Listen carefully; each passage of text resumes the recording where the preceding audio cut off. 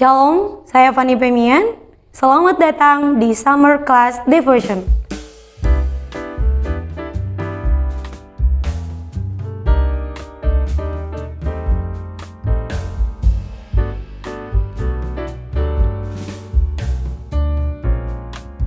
Hari ini saya akan membawakan sharing tentang Allah yang memilih, Allah yang memampukan. Terkadang di dalam kehidupan kita tidak sadar bahwa kita itu telah dipilih oleh Tuhan. Oleh sebab itu, ketika kita dipilih oleh Tuhan, kita pasti dimampukan oleh Tuhan.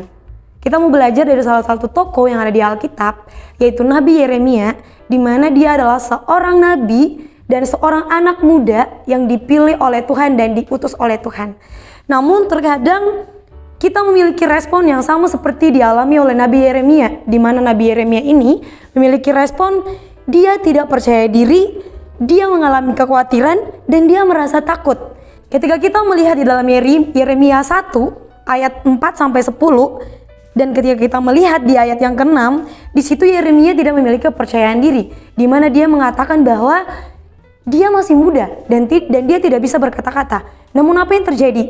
Yang kita bahas sebelumnya, ketika Tuhan memilih, dia akan memampukan. Oleh sebab itu, dengan kedahsyatan Tuhan, dia membuat Nabi Yeremia bisa berkata-kata dan dia dimampukan oleh Tuhan.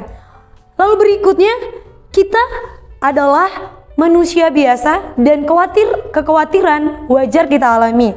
Oleh sebab itu, kita harus percaya dengan sungguh kepada Tuhan bahwa jika dia memilih, dia akan memampukan. Oleh sebab itu, apa respon kita ketika Tuhan memilih kita? Ketika kita melihat di ayat yang ke-9, kita harus berserah kepada Roh Kudus, jangan takut, tetapi kita harus percaya. Yeremia adalah pilihan Allah. Kita juga percaya bahwa kita adalah pilihan Allah, kita adalah murid-muridnya Allah. Oleh sebab itu, kita harus meyakinkan hal ini, kita percaya kita pasti akan mengalami mujizat, sama seperti yang dialami Nabi Yeremia. Pada ayat 9 dan ayat yang ke-10, dikatakan Tuhan menjamah mulutnya, sehingga dia dapat berkata-kata.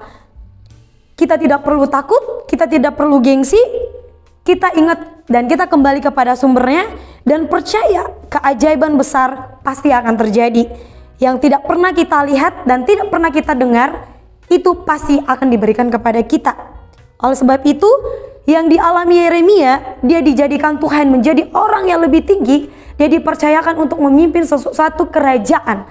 Oleh karena itu, percayalah kepada kuasa Allah yang memperlengkapi dan memampukan kita. Salam Christ, salam sehati, Tuhan Yesus memberkati.